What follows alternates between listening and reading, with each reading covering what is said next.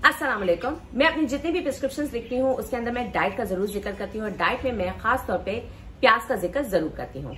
तो आज के इस वीडियो में हम प्याज के हवाले से ही बात करेंगे कि ये हार्ट के पेशेंट्स के लिए किस तरह अच्छा है, डायबिटिक्स के लिए अच्छा है, हाइपरटेंसिस के लिए अच्छा है, ब्यूटी रिलेटेड चीजों में ये किस तरह आपकी बहुत ज्यादा हेल्प कर सकता है, फर्टिलिटी के प्रॉब्लम्स में किस तरह हेल्प कर सकता है, मेल सेक्सुअल हेल्थ को लेकर किस तरह हेल्प कर सकता है। इसके और भी बहुत सारे फायदे हैं जो बच्चों में भी बहुत ज्यादा होते हैं, टीनेजर्स में होते हैं, मर्दों में होते हैं, औरतों में होते हैं, यहाँ तक कि जो हमारी बुजुर्ग पॉपुलेशन है उनमें भी ये बहुत ज्यादा हेल्पफुल होते हैं। मेरा नाम है Ayesha Cheema and welcome to my YouTube channel. Medium size जो प्याज है, जो इस साइज का प्याज होता है, उसके अंदर 44 कैलोरीज मौजूद होती हैं। कैलोरीज बहुत कम होती हैं लेकिन ये एक सुपर फूड है। इसके अंदर विटामिन और मिनरल्स और सारे एसेंशियल न्यूट्रिएंट्स जो हैं वो बहुत ज्यादा मौजूद होते हैं। खासतौर पे इसके अंदर विटामिन ए होता है, विटामिन B9 होता है, B6 होता है, विटामिन सी होता है, विटामिन ई होता है। इसके अंदर सिलेनियम भी मौजूद होता है। इसके अंदर सोडियम, पोटेशियम, मैग्नीशियम, कैल्शियम ये और उसके अलावा बहुत सारे और भी इसके अंदर न्यूट्रिएंट्स मौजूद होते हैं। सबसे पहले ये डायबिटिक पेशेंट्स के अंदर बहुत ज्यादा हेल्पफुल होता है।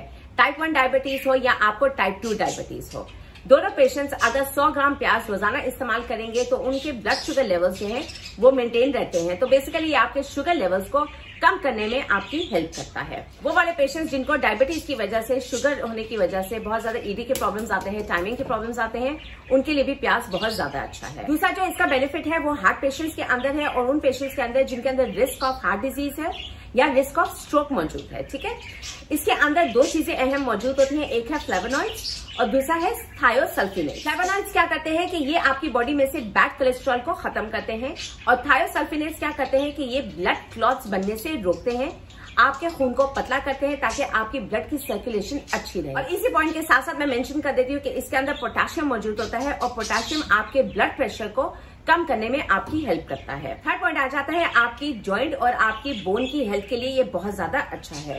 एक प्याज के अंदर 25 मिलीग्राम यानी कि 25 मिलीग्राम कैल्शियम मौजूद होता है। तो वो पेशेंट जिनके अंदर ऑस्टियोपोरोसिस का प्रॉब्लम होता है, खासतौर पे वो खवातीन जिनकी माहवारी रुक जाती है, जो मेनोपॉजल हो जाती हैं, उनके अंदर प्याज बहुत ज्यादा बेहतरीन काम करता है कैल्शियम प्रोवाइड करने के लिए। फोर्थ पॉइंट आ जाता है वो पेशेंट्स जिनको रेस्पिरेटरी प्रॉब्लम्स है, जिनको सांस की बीमारी है, जिनकी इम्यूनिटी जो है बहुत ज्यादा कमजोर है, जिनको एलर्जीज के बहुत ज्यादा प्रॉब्लम है, उनको प्याज जरूर इस्तेमाल करना चाहिए। आपकी जो लंग्स हैं, जो आपके फेफड़े हैं, उनकी मसल्स को ये रिलैक्स करता है जिसकी वजह से आपको सांस लेने में आसानी हो जाती है। इसके अलावा इसके अंदर विटामिन सी मौजूद होता है जो आपकी इम्यूनिटी को बहुत ज्यादा बूस्ट करता है। फिर पॉइंट आ जाता है कि आईसाइट के हवाले में ये आपकी आईसाइट को इम्प्रूव करता है और उसके अलावा आंखों का जो भी इन्फेक्शन होता है जैसे कंजंक्टिवाइटिस वगैरह है उसमें ये बहुत ज्यादा आपकी हेल्प करता है।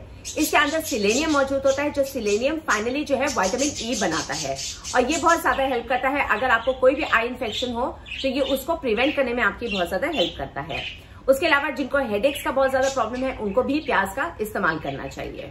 6 पॉइंट जो है वो आ जाता है ब्यूटी से रिलेटेड। इसके अंदर विटामिन ए मौजूद होता है, विटामिन सी मौजूद होता है, विटामिन के मौजूद होता है जो आपकी स्किन की ग्लोइंग के लिए बहुत ज्यादा अच्छा है। उसके अलावा पिगमेंटेशन को रिमूव करने में आपकी बहुत ज्यादा हेल्प करेगा और एक्ने जिनको प्रॉब्लम है उसमें भी ये बहुत ज्यादा हेल्प करता है। तो थोड़ा सा अनियन जूस अगर आप अपने फेस पैक में ऐड कर लेंगे तो इसके आपकी स्किन को बहुत ज्यादा फायदे मिलेंगे। उसके अलावा ये आपके बालों के लिए बहुत ज्यादा अच्छा है, बालों की ग्रोथ के लिए बहुत ज्यादा अच्छा है, जिनको हेयर फॉल का प्रॉब्लम है उनके लिए ये बहुत ज्यादा अच्छा है।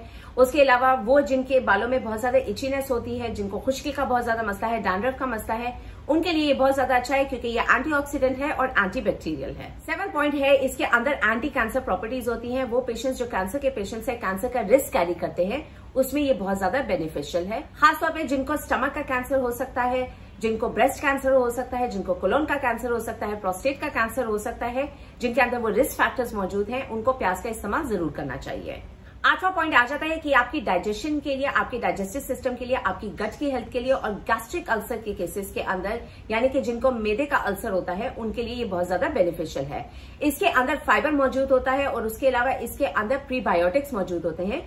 प्रीबायोटिक्स का मतलब ये है कि ये आपके जो गट है, आपके पेट है, उसके अंदर हेल्दी बैक्टीरिया को बनाने में बहुत ज्यादा हेल्प करता है।